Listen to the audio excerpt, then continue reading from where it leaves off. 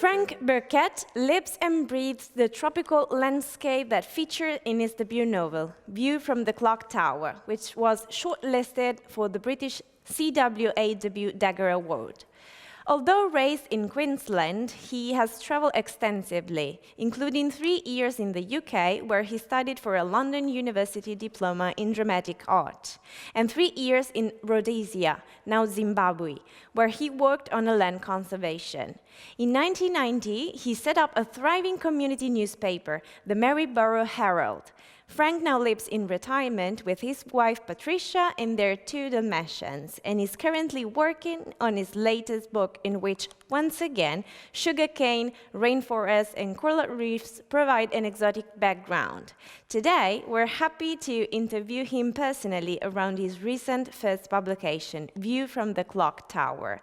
Hi, Frank, it's so great to see you. Thank you for accepting our invitation. It's been my pleasure, Ginevra. It's been my pleasure to meet you and to be involved. Please, can you tell us what is View from the Clock Tower about? It's a story that it originated from after the Second World War here in Australia, when we had a lot of refugees from Europe come to Australia. And there were a lot of Italians who came, but there were also many Italians that had already been here. And there was a lot of, probably might say, differences, because the Italians, as you know, weren't on the same side of the war as the Australians were. But the hero in the story, he fell in love with one of the Italian women from a farm in North Queensland.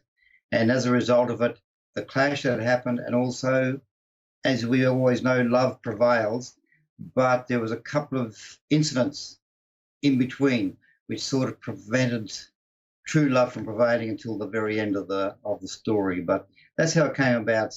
And also the great scenery of North Queensland, where these sugar farms are. You'll see in the background of my video here now, that's the kind of powerful scenery that you get in North Queensland. So it's quite easy to sort of put characters into that.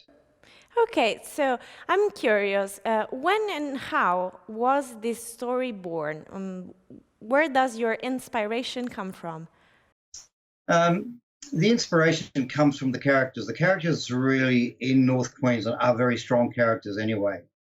And once you sort of go there and you start meeting these people, and you mix the old and the new, which is like the new migrants coming to Australia, you've got the older people who've been here for a long time, and you put the whole lot together into this magnificent mixing bowl, there's a story that automatically comes out of it.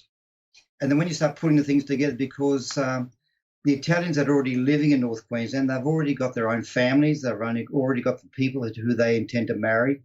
But all of a sudden, you've got this white Australian war hero comes into the mix, and it just provides this amazing chemistry. Great.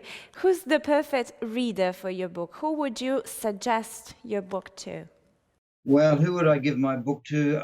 Well, one always gives the book to their closest friends, because you have that connection together. But I think a discerning reader, someone who would like to travel to Australia, especially to North Queensland, because North Queensland is famous for its rainforest, its cane fields, its barrier reef, the islands off the reef, the coral sea. Anyone who wants to travel into that area and meet the characters who've come out of that place, I think would love to read this book. Anyway, it is a reading for anyone, for any kind of reader. Yes, that's right. It's reading for anyone. I think nowadays we've sort of crossed those barriers. We no longer say that I don't read books that don't belong to my way of life or whatever. I think we now have crossed those barriers, and we just enjoy the travel that comes from reading. What's the feeling of becoming a published writer? What did it mean for you? It's a wonderful feeling. It truly is. It's a wonderful feeling, because you put a lot of work, a lot of creativity goes into a book, no matter what sort of book you write. And I imagine it'll be the same that people do music or people who paint. You put a lot of creativity, and when you see other people appreciating your work, it does give you a marvellous feeling, that's for sure. And also inspires you to go on and do more. That's another wonderful thing, that it inspires you to keep working at it. I'm curious. I'm a curious reader. When should we expect your next literary piece? Can you anticipate anything? Well, the next book is set in the same area of North Queensland, again, with the barrier reef, the reef and the islands and the mountains and the cane fields. Another book is set in that area. It's almost complete. Different characters, of course, different people involved, different time, but the same space, same place, same sort of characters, but it's an entirely different story, different plot. But it's almost complete. I'd say that by Christmas this year, which is not very far away, it will be complete. We keep waiting then, and in the meantime, Yes. we wish you very good luck with your book. Thank you, Ginevra. Thank you for that.